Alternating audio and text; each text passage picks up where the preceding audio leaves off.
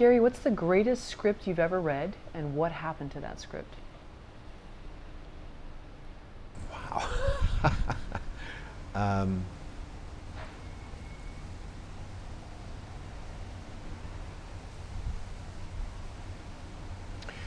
you know, I've read a lot of what I would consider, I've been blessed to read a lot of great scripts.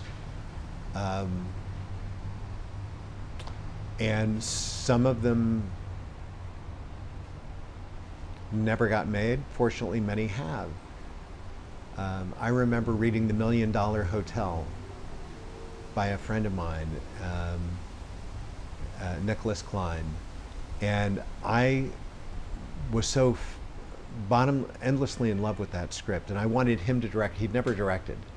It ended up being directed by Wim Wenders, and in my estimation, it was not. It didn't have the poetry that was Nicholas, that was infused in it because of who he was.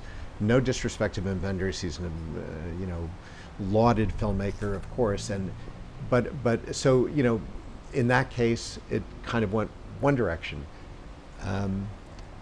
Pretty Woman, before it was Pretty Woman, 3000 by J.F. Lawton was certainly, certainly at that time, it was the best script I'd ever held in my hands. And it was a dark drama, of course, but it was absolutely riveting, compelling, beautiful, in a sort of you know, tragic sense. And of course, as we know, that film did get made. Only it got, and ironically, the film got made so true to its original form, but just the structure and the characters and the dialogue was so taut that we didn't have to labor too hard to turn it tonally. And of course, we had Gary Marshall, so you know, he could improv anything. Yeah, he filmed it as it was, and then he did a little improv, and we found that sort of comedy in it. So that got made, again, in a totally unexpected direction. Originally, it was going to be a dark, independent, you know, few $1,000,000 film. So you never know. These things always take left turns. But there have been a lot of great scripts, you know, sadly, that didn't get made. I remember there was a little film called The Cure that I was madly in love with. A very special care, little, small script, young characters.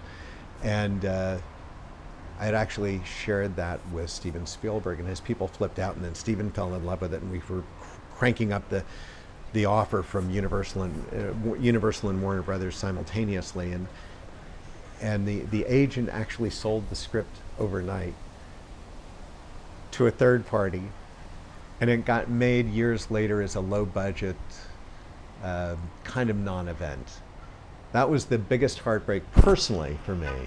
But you know, you never know. There are scripts that, and there are probably some scripts today that will still haven't been made that will get made, that I think are amazing. It just, there's no predicting this business.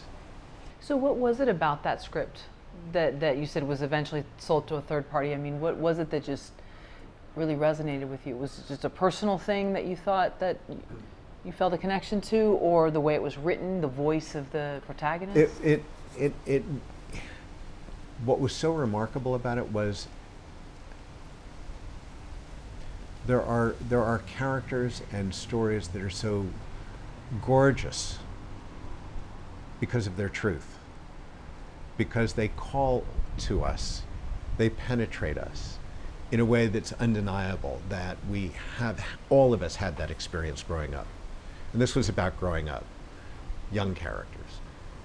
And anyone who has blood flowing through their veins would have recognized some part of themselves or their friends in that story in a very poignant context. And because it was so universal and so sweetly done, it wasn't a sweet picture, it was a challenging story. But what was sweet about it was the attention to detail, the truth of how it played out.